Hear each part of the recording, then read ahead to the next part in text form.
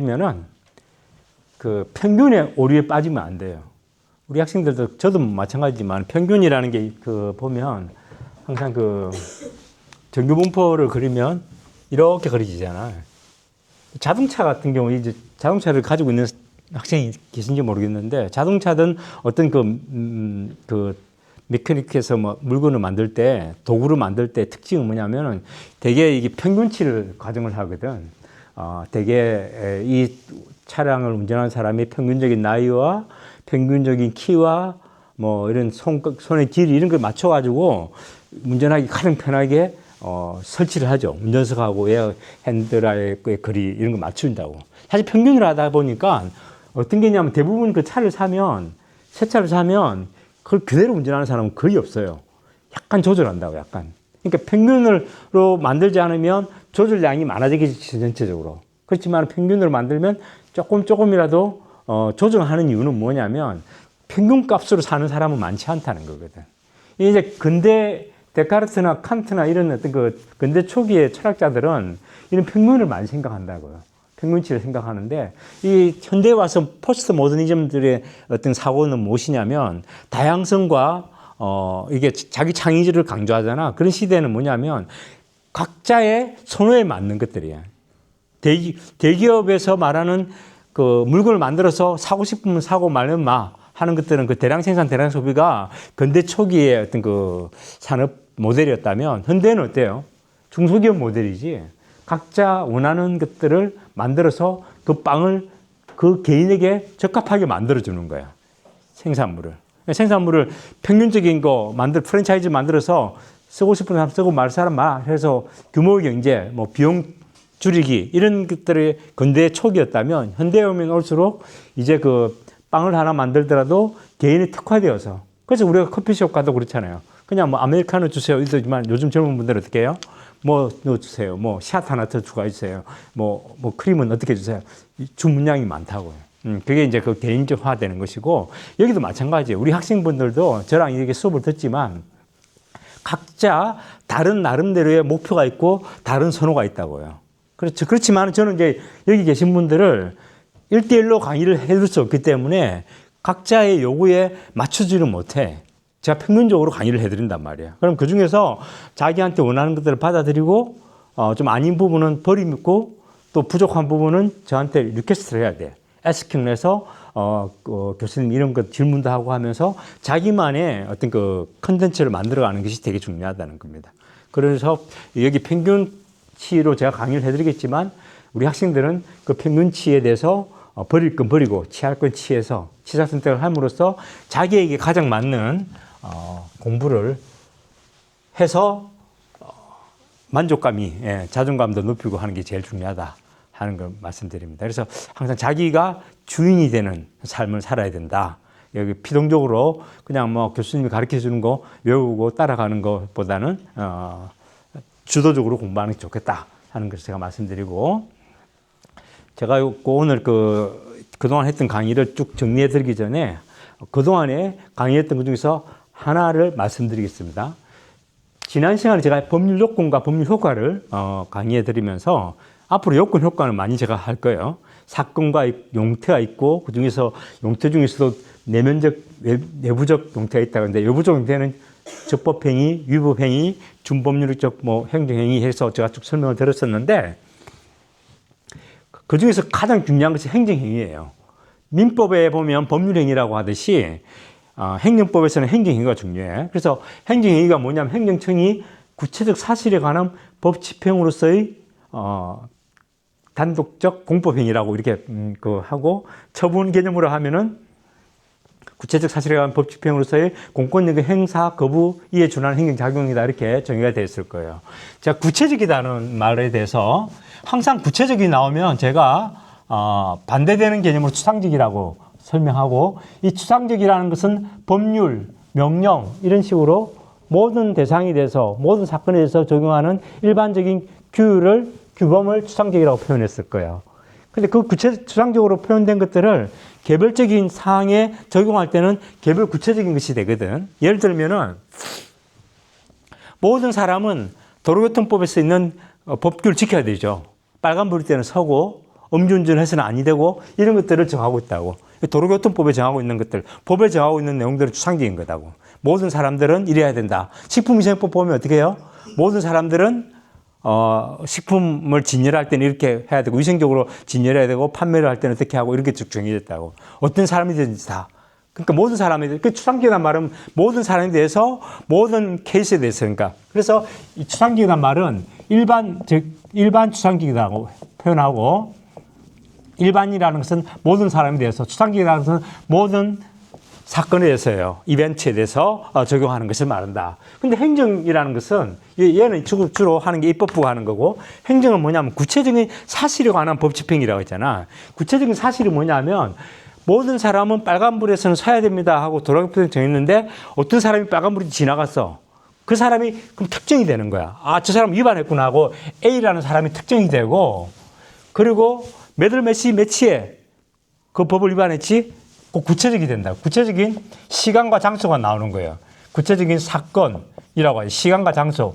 요게 딱 특정이 되거든. 요게 행정이라는 거예요.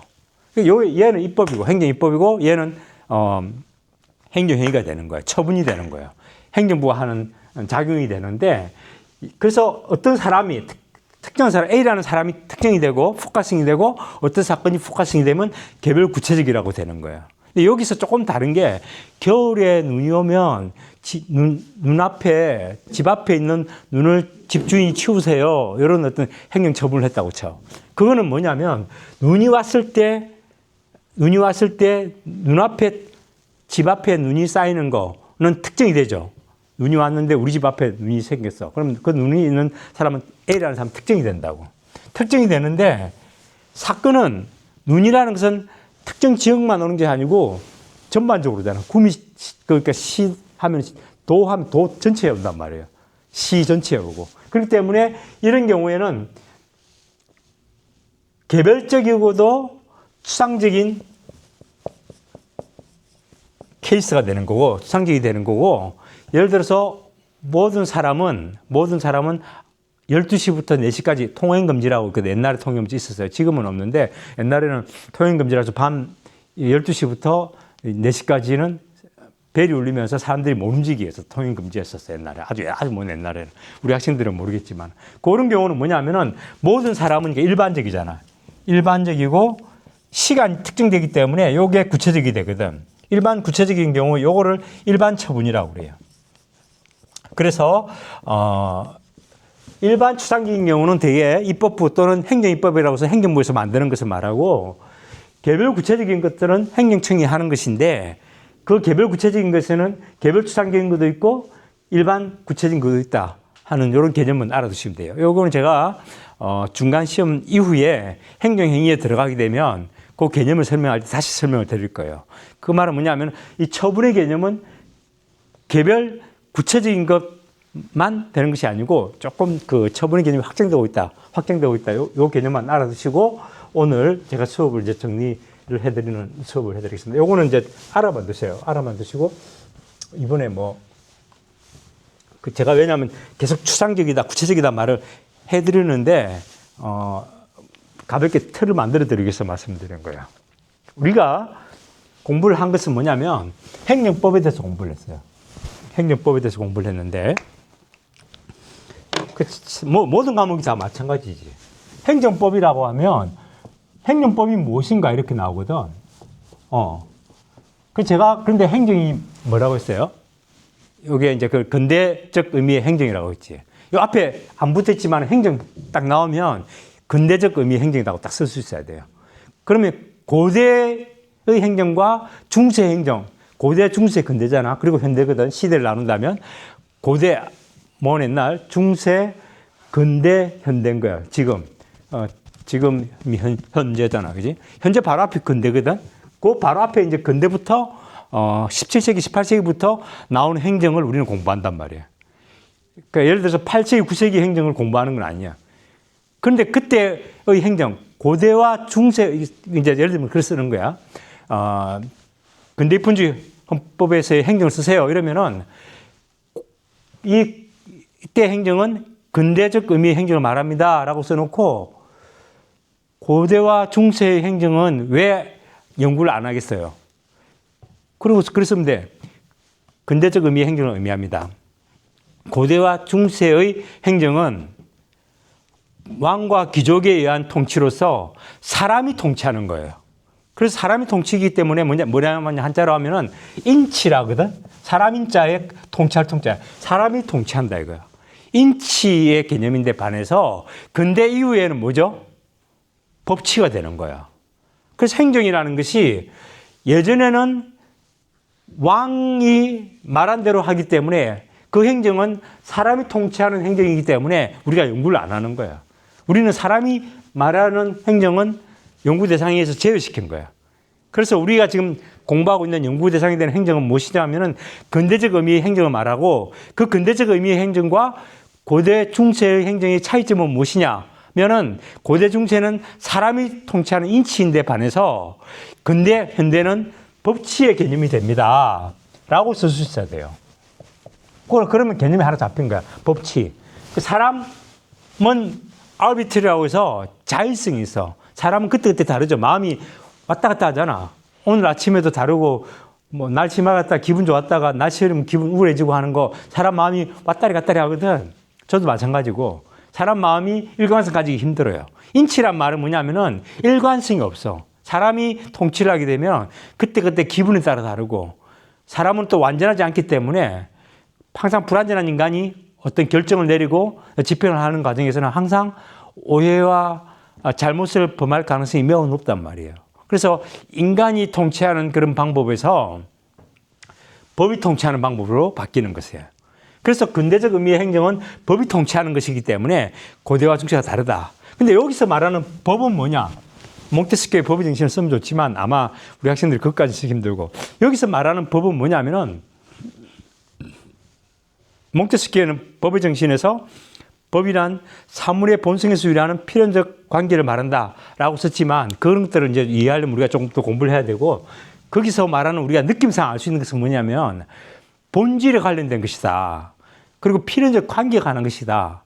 뭐냐면은 법이라는 것은 미리 만들어지는 거예요. 그런데 법은 누가 만들 수 있냐? 법치행정에서의 법은 근대적 의미의 법을 보자면 국민주권이라고 해서 이 법은 국민이 만드는 거야. 우리. 여기 있는 학생들을 만드는 법으로 자기를 지배해야 돼. 셀프 레귤레이션. 자기가 만들어야 돼. 내가 만드는 게 제일 좋아. 근데 이제 국민주권주의에 따라서 그래서 대한민국 헌법에 보면 주권은 국민으로부터 나오고 뭐 이렇게 돼 있단 말이에요. 1조 보면은 대한민국 민주공화국이다 하고 쭉 나오잖아. 그거 연결되는 개념이에요. 모든 게 국민이 주권이 가지는데 국민이 주권을 가지니까 5천만 명 국민이 결정을 다 하면 어떻게 돼요? 거의 경제학에서 말하는 트랜잭션 코스트라거든. 거래 비용이 많이 든단 말이에요. 여기 지금 계신 분들이 오늘 점심 때 뭐 먹을까? 짜장면 먹을까? 짬뽕 먹을까? 기스면 먹을까? 볶음밥 먹을까? 해도 시간 꽤 걸릴 거야 아마. 과 대표가 나와서 뭐 먹을까 하면서 표 정하면 또 서로 숫자도 다르고 동결줄도 나오고 그럴 수 있지. 그래서 어떻게 해야 되냐면 국민주권주의에서 대의제를 한다고요. 우리가 대표를 국회의원을 뽑고 우리 대한민국 같은 경우 300명의 국회의원을 뽑아서 그럼 그 입법부를 구성하는 국회의원이 법을 만드는 거예요. 그러면 이제 이념적으로는 내가 직접 만들지는 않았지만 대표가 만들면 내를 대표하는 사람이 만들었기 때문에 거기에 대한 규율은 내가 내를 규율하는 셀프 레귤레이션 개념이 된다고. 자기가 자기를 규율하는 개념이 되는 거야. 그래서 국민주권주의에 따라서 대의제, 의회제 이런 것들이 근대 입헌주의 헌법의 가장 큰 특징이에요. 직접 민주제 아니에요. 직접 민주제 하면은 루서적 개념으로 되고 여기 잘못 가면은 공산주의 개념으로 가기 때문에 사실은 근대적 입헌주의 헌법은 대의제가 원칙이라고요. 입법 직접 민주제가 더 민주적인 거 아니야? 라고 생각할 수 있어요. 우리 학생분들은. 근데 조금 공부를 하시면은 헌법 공부해 보면 어쨌든 그 대의제다 하는 거 나오고 그래서 이 국민주권이고 이 대표자가 의회를 만들어서 입법부를 구성한단 말이에요. 그래서 입법, 행정, 사법이라는 국가 권력을 세 개로 쪼개요. 여기 이제 그 홉스, 로크, 루소 이런 어떤 그 근대적 그 사회계약론자들이 국가라는 것들을 어떻게 구성할까를 고민을 많이 했어요. 머리로. 왕이 지배하는 그런 중세, 고대 중세가 아니고 이제 왕은 없어지지만 우리 국민이 지배를 하려면 왕은 한 사람이니까 문제가 없는데 5천만 명 되는 국민이 다 그냥 서로 지배하겠다 하면 힘드니까 이때에 법을 누가 만들며 법을 누가 집행하고 법을 누가 해석하고 적용할 것인가를 입법, 행정, 사법으로 나누자라고 한 거예요. 왜? 하나의 권력에 다 주면 그 권력은 독재가 되어서 우리 국민의 권력, 기본권을 제한할 수 있겠다. 국민의 기본권이 침해돼 주겠다. 그때 제일 관심 있었던 기본권은 뭐냐면 생명권, 신체의 자유권, 그리고 재산권이었어요. 그게 가장 중요했거든요. 지금 현대 오면서 이제 평등권도 중요하고 인간다운 삶을 살아야겠다는 사회적 기본권도 중요해졌지만 그때 당시에는 자유적 기본권이 중요했단 말이야. 그러니까 자유를 보장하기 위해서 국가 권력을 쪼개는 데 신경을 많이 썼어. 현대 사회는 어떻게 돼? 자유를 실질적인 경제적인 평등을 강조하기 위해서 어떻게 돼? 지금은 국가 권력이 조금 융합되는 것들을 인정하고 있다고. 근데 그 당시에는 쪼개는 걸 강조했었어요. 그래서 입법부는 법을 만드는 거예요. 메이킹 로 하는 거예요. 입법부는 법을 만드는 것이고 행정부는 법을 집행하는 거고 구체적 사실에 관한 법 집행으로서의 공권력의 행사 거부 이해 준항 행정작용이라 하잖아요. 사법부는 판단하는 거예요. 그래서 행정법 할 때는 행정은 이때의 행정을 말하는 거예요. 권력을 분립시킨다. 그래서 이 근대적 의미의 행정을 설명할 때는 법치의 개념을 설명해야 되고 국민 주권의 개념을 설명할 수 있어야 되고 권력 분립을 설명하면서 그리고 이제 이 권력 분립에서 이제 더 들어가면 뭐가 나와요? 입법, 행정, 사법 나누는데 이 행정은 입법부가 만든 법률에 근거했어야 되겠다 하는 게 이 법치 행정의 원리지. 법치 행정, 법으로 통치되는 행정, 법치 행정의 원리다 해서 요 세 개를 적어줄 수 있어야 돼요. 그래서 근대적 의미의 행정, 근대적 의미의 입헌주의 헌법의 행정을 설명하세요. 아니면은 그냥 행정에 대해서 쓰세요. 이러면은 미스터리가 말하는 행정은 요거지. 근대적 의미의 행정이지. 근대적 의미의 행정은 고대 중세의 행정과 다른 점은 고대 중세는 인치, 사람이 통치하는 데 반해서 근대, 현대는 법이 통치하는 것을 말합니다. 구체적으로 법이 통치한다는 말은 의미는 국민이 통치한다는 것을 말하는데 국민 전체가 다 통치할 수 있기 때문에 대의제도를 통해서 입법, 행정, 사법부 권력 분립을 통해서 권력을 쪼갭니다. 권력을 쪼개는 이유는 국민의 기본권, 특히 자유권과 재산권, 생명권을 보호하기 위해서 권력을 쪼갭니다. 권력이 독점하지 않고 권력이 남용해서 권력이 독재가 되지 않도록 쪼갭니다. 그리고 나서 어떻게 돼요? 쪼갰지만은 입법, 행정, 사법을 쪼갰지만은 그 중에서도 행정은 특히 입법부가 한 법률에 따라서 행정이 이루어진다는 것을 특별히 강조하기 위해서 법치 행정의 원리라고 합니다. 그 법치 행정의 원리는 뭐가 있어요? 법률의 원칙, 법률 유보의 원칙, 법률의 법규 창조력 이런 게 있다고요. 그런까지 써줄 수 있으면 좋고 그것까지 못 써주더라도 여기까지 써줄 수 있으면 상당히 괜찮은 답안지다. 근데 법률 유보의 원칙 이런 것들은 이제 제가 좀 그 교과서를 보고 공부하기를 바라지만 제가 쓴 교과서에도 간단히 언급되겠지만 개념을 잡기 위해서 제가 거기까지 설명을 강의실에는 드렸지만 꼭 그렇게 써야 되는 것까지는 아니에요. 쓰면 좋아요. 근데 이제 법률 유보의 원칙을 어떻게 제가 설명해 드렸어요? 침해 유보설, 전부 유보설, 사회 유보설, 의회 유보설, 본질성 설, 그리고 증유사항 유보설 이런 것들을 설명할 때 어떻게 써요? 국가가 시대별로 변함에 따라서 제가 법률 유보를 설명해 드린 적이 있어요. 그래서 그거까지 공부가 되시는 분은 간략하게 설명을 해 주셔도 좋겠다 하는 겁니다. 요게 제일 첫 번째 행정이란 뭡니까? 물으면 행정이란 근대적 의미 행정입니다 라고 써야 되고 지금 따로 공부하면 안 돼. 다른 과목도 공부해야 되잖아. 그냥 여기서 오늘 공부하면 끝내는 게 좋아요. 그래서 가능하면은 여기서 강의실 문을 나가면서 줄줄줄 엎을 수 있어야 돼요. 이거에 대해서는 나오면 내가 이렇게 써야지. 집에서 한번 써봐. 직접 써보고 연습해야 돼. 그래서 막히면은 실제 시험장에서 막히거든. 그래서 연습을 하고 자기와의 싸움이랄까? 싸움이라는 표현보다 자기를 이렇게 자기 성장하는 게 되게 중요해. 자기 성장하는 게. 남하고 경쟁하는 게 아니고 우리 대학생들이잖아요. 자기성장이 중요하다는 거예요. 그리고 행정법이잖아요. 법. 몽테스키의 법의 정신은 뭐 제가 늘 강조하지만 그것까지는 할 수 없겠지만 이 법이라고 할 때 이 법이 뭐냐고요.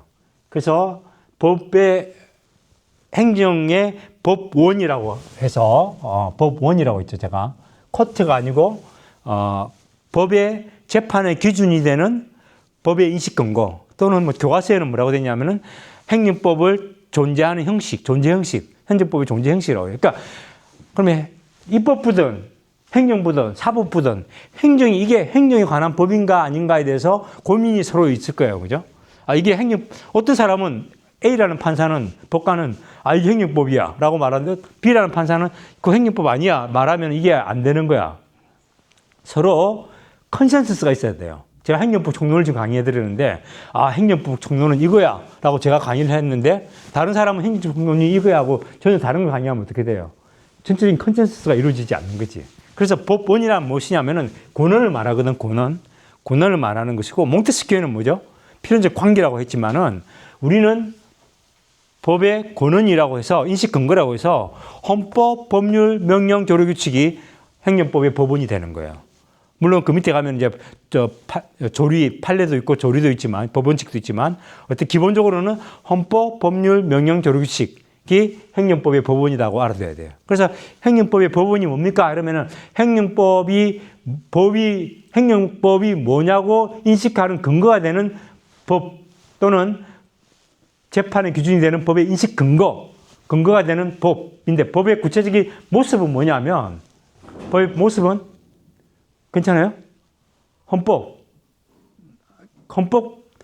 전부 다는 아니겠지. 헌법 교수님 강의 하시잖아. 근데 행정법 교수님들이 왜 헌법 강조할까? 헌법에서는 중요한 것이 행정에 영향을 미치겠다고. 왜? 헌법은 입법, 행정, 사법이라는 국가 권력을 전체적으로 조직하고 구조화하고 제도화하는 거잖아요. 그죠? 국회의원도 법 만들 때 마음대로 만들 수 없어요. 내 입법자인데 내 마음대로 만들어야지. 그러면 안 돼. 왜냐하면은 헌법이라는 틀 내에서 법을 만들어야 된다고. 그죠? 국회의원님 법 만드는데 내 마음대로 입법부 마음대로 입법 재량이잖아. 내 마음대로 할 거야. 라고 하면 안 된다고. 그 법은 헌법에 적합해야 돼. 헌법에 적합하지 않은 법은 어떻게 되죠? 헌법재판소법, 헌법하고 헌법재판소법에 따라서 위헌법률심사를 받게 된단 말이에요. 위헌법률심사되고 법률이 헌법에 위반된다고 하면은 그 법률 조항은 어떻게 돼? 장래에 향해 효력이 없어지지. 헌법재판소법 제68조 제2항법을 치면 돼. 찾아보면 나온다고. 그래서 국회의원도 마음대로 법을 못 만들어. 자의적이 되면 안 된단 말이에요. 몽테스키도 그랬잖아. 본질에, 사물의 본성에 관한 필연적 관계야. 자의적 관계가 아니야. 지 맘대로 만드는 관계가 아니고 필연적 관계란 말이야. 그러니까 1 더하기 1은 2가 되게 만들어야지 1 더하기 1은 0 이렇게 만들면 안 돼. 입법부가. 그러니까 그 필연적이란 말은 뭐냐면 내가 입법자지만은 항상 본질에 대해서 생각해야 되고 이 본질이 가지고 있는 관계에 대해서 고민을 해야 되는 거야. 그래서 그 본성에 적합한 관계에 맞는 법을 만들어야지 아주 적절한 관계고 멋지고 아름다운 법이 만들어지는 것이지 그냥 내 맘대로 그냥 내 맘대로 만드는 법 절대 안 된다고요. 입법부. 그렇지? 그래서 행정법이 근거가 삼아야 되는 건 뭐냐면은 헌법인 거야. 헌법이 위에 있단 말이야. 그죠? 헌법은 국민이 헌법 제정 권력이라고 하죠. 헌법 제정 권력이 만든 국가 전체의 통치 틀, 이념을 말하는 것들이에요. 거기 다 담겨져 있다고. 우리나라 헌법 같은 건 뭐죠? 평화, 민주공화국제, 권력 분립, 이런 것들이 다, 그리고 인간다운 생활할 거니, 행복 추구권을 가지고 있습니다. 이런 것들이 다 행정법을 만들고, 행정법을 해석하고, 행정법을 적용할 때 헌법적 가치가 다 녹아 들어가야 되는 거예요. 그래서 제가 예를 들면은, 그래서 법원 하면 제일 처음에 나와야 되는 게 헌법. 헌법 제일 1조부터 끝까지 다 연결되긴 하지만 그 중에서 가장 연결이 많이 되는 것들이 뭐겠어요? 권력 분립에 관한 것. 그래서 이제 거기 보면 헌법에도 국회, 대통령, 행정부, 법원, 헌법재판소, 선거관리위원회, 지방자치 이런 식으로 쭉 그 권력 분립이 되어 있는 것들을 쫙 장으로 설명되어 있다고요. 그리고 기본권도 어떻게 됐어요? 자유권적 기본권, 행복추구권, 인간의 존엄성, 자유권적 기본권, 평등권, 사회적 기본권, 뭐 그리고 의무 있죠. 뭐 교육받게 할 의무도 있고, 근로해야 될 의무도 있고, 납세의 의무 있고, 뭐 이런 것들. 그리고 또 뭐 재형법정주의 이런 것들은 재화형은 법정주의, 세금도 법정주의 이런 거 있잖아요. 이런 것들이 헌법에 다 정해져 있다고. 근데 국회가 세금 뭐 법까지 만들어 그냥 행정부가 만들어서 너희들 집행해. 괜히 우리한테 가지고 오지 말고 하면 안 된다고. 왜냐하면 세금은 조세 법률주의로 돼 있죠. 헌법이 정하고 있단 말이에요. 조세 법률주의 돼 있기 때문에 세금에 대해서 얼마를 부과하고 어떻게 어디에 얼마를 부과해야 되겠다는 건 뭐죠? 헌법에 따라서 법률로 정해야 되구나. 그러면 국회가 정해야 되는 거예요. 행정부도 마찬가지. 이거 세금에 관해서 종목과 세율은 다 법으로 정하게 돼 있네. 우리가 국세청에서 마음대로 정하면 안 되겠네. 이거는 그 법을 만들어서 국회의 의의를 받아서 우리가 집행해야 되겠네. 이런 것들을 서로 해야 된다고요. 그래서 행정법의 법원이라고 하면은 제일 우선하는 게 헌법이다. 헌법이 제일 위에 있다. 헌법이 제일 위에 있다. 그리고 그 다음에 이제 법률. 법률은 뭐냐면 국회가 만드는 일반 추상적인 법 규범을 법률이라고 그래요. 주체가 법률 딱 돼 있으면 무조건 국회가 만들어야 돼. 무슨 법률을 행정부가 만들면 안 돼. 행정부가 만드는 거는 시행령, 시행규칙만 돼요. 헌법상, 그죠? 대통령령, 총리령, 부령 이렇게 만들어야지. 그냥 세금에 관한 법률 해가지고 행정부가 만들면은 그거는 위헌이 된단 말이에요. 안 돼요. 법률은 무조건 입법부가 만들어야 된다. 단 예외가 있죠. 예외가 있는 게 뭐냐면은 긴급 재정 경제 명령이라고 있어요. 헌법 공부해 보시면. 근데 이번에 행정법 하면서 제가 시험 문제 안 내는데 그거는 뭐냐면은 대통령이 권한으로 했어요. 대통령이 어떤 그 긴급한 상황이나 뭐 법을 국회가 제대로 만들 수 없는 이런 상황이 있다면 그 요건이 있거든요. 그런 요건에 부합될 때는 긴급 재정 경제 명령이라고 해서 어떻게 돼? 그 법률과 같은 명령권을 이름은 타이틀은 명령으로 되어 있지만 그 법률과 같은 효력을 가지는 그걸 만들 수가 있어요. 그거는 아주 예외적인 그 대권 뭐 계엄령 이런 것처럼 그 대통령의 그 어떤 그 비상 대권이라고 해서 아주 그 비상 상황에서만 하는 것이고 원칙은 법률 하면 무조건 입법부가 만드는 거예요. 우리나라는 국회가 만든다 생각하면 돼요. 일단 그래서 법률은 국회 입법부가 만드는 일반 추상적인 규정을 법률이라고 한다. 아시겠어요? 그렇게 설명하시면 됩니다. 그리고 행법 법률 그 다음이 이제 명령이에요. 요때 명령은 앞에 행정부가 붙어 있어요. 행정부가 만드는 명령이고 헌법의 70몇 조? 14조? 92조인가? 보면은 대통령령, 총리령, 부령 나오잖아. 대통령령, 총리령, 부령이 있는데 대통령은 시행령이라고 하고 총리령, 부령을 시행규칙이라고 하고 그죠? 근데 얘들은 대통령령, 총리령, 부령, 행정명령은 뭐냐면은 법률에 위임이 있거나 위임이 있는 경우 위임명령이라고 하고 법률을 집행하기 위해서 집행명령이라고 한다. 그래서 위임명령, 집행명령 다 합해서 뭐죠? 법률에 근거해서 위임받고 법률을 집행하기 위한 것이니까 얘들은 뭐라고 한다고? 법규명령이라고 한다. 요건 다 쓸 수 있어야 돼. 그래서 명령은 행정부가 만드는 일반 추상적인 규정을 말한다고요. 일반 추상적을 쓸 수 있어야 돼. 일반 추상. 그러니까 법률이든 명령이든 뭐냐면은 문장으로 된 스테이트먼트는 무조건 일반 추상적인 거야. 문장으로. 누구든지 음식물을 누구든지 도로교통법을 위반해서 안 된다. 이렇게 전부 다 그 법률이나 명령을 정할 때는 우리 대한민국에 있는 사람들 모두는 필요하면 외국인까지 포함해서 그리고 대한민국 전체는 특별법은 제주도 특별법 하면 제주도만 적용되지만은 전체 법 만들면 전부 우리나라에 적용 다 돼요. 독도까지도 다 적용 다 되고. 그리고 또 헌법까지 공부해 보면 북한까지도 적용돼요, 원래는. 왜냐하면은 그 헌법 제3조에 보면은 한반도 부속 영토로 한다 해가지고 우리나라의 지금 단지 사실상 그 통치권이 38선 이북에 못 미치는 것이지 어쨌든 법 이념적으로 보면 다 북한까지도 미치는 거 돼 있거든. 어쨌든 그러니까 일반적이다, 추상적이다 말이 그렇게 중요한 거야. 일반 추상적인 게 뭐냐면은 헌법, 법률, 명령은 다 일반 추상적으로 정한다 이렇게 보면 돼요.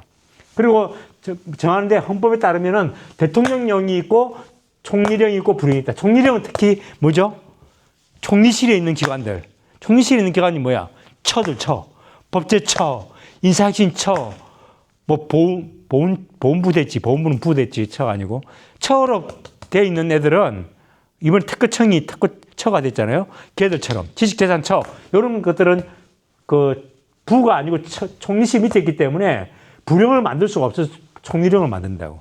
식품의약품안전청 안전처인가? 예, 안전처죠. 그러니까 식품위생법 보면 총리령으로 정한다고 막 돼 있단 말이에요. 예를 들어 총리부. 그러니까 부는 이제 무슨 부, 뭐 행정안전부, 뭐 부자 보통. 그러니까 대통령령, 총리령, 부령 요것들은 주체로 보는 거고, 그 요것들은 다 대통령령은 유일명령이라 이렇게 시행령이라고 하고, 총리령, 부령은 시행규칙이라고 한다. 라고 하고, 그리고 시행령이든 시행규칙이든 법률의 위임을 받아서 만들 때는 위임명령, 법률 집행하기 위한 경우는 집행명령. 그래서 행정부가 만드는 명령은 요거를 쓸 수 있어야 돼.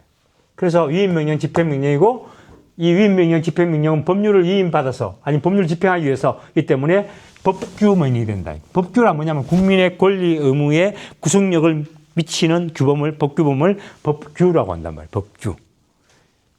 그래서 법규명령이란 말은 뭐냐면 법률과 거의 유사한 효력이 있다는 거예요. 법률은 기본적으로 국회가 만들기 때문에 입법부가 만들기 때문에 국민의 권리, 의무 영향을 줄 수 있어요. 왜냐하면 국민의 기본권을 제한하거나 의무를 부과할 때는 헌법에 하면 어떻게 돼 있어요? 국회가 만든 법률로서 하되 37조 2항 헌법 제37조 하되 본질적인 내용을 침해서 안 된다 이렇게 되어 있잖아요. 그러니까 국민의 권리, 의무를 제한하거나 권리를 제한하거나 의무를 부과할 때는 뭐 이런 걸 해야 된다 할 때는 어떻게 국회가 만든 법률로서만 하라 이거예요. 다른 걸 하면 행정부가 만든 명령은 안 돼. 그렇지만 이제 국회가 다 못 만드니까 너무 양이 방대하니까 국회의원이 다 만들기 힘드니까 국회가 법률에다가 정해주죠. 기후부 장관 너가 배출오염 기준을 정해라. 배출오염 기준은 대통령령이 정하는 바에 따라서 딱 이래 되니까요. 국회가 배출오염 기준을 정해. 기업하는 사람들이 오염 물질을 뿜어내는 것들을 국회가 정한단 말이에요. 그렇지만 구체적인 수치까지는 국회가 만들려고 하는 게 힘드네. 우리가 근거를 만들어 줄게. 그러니까 대통령령이나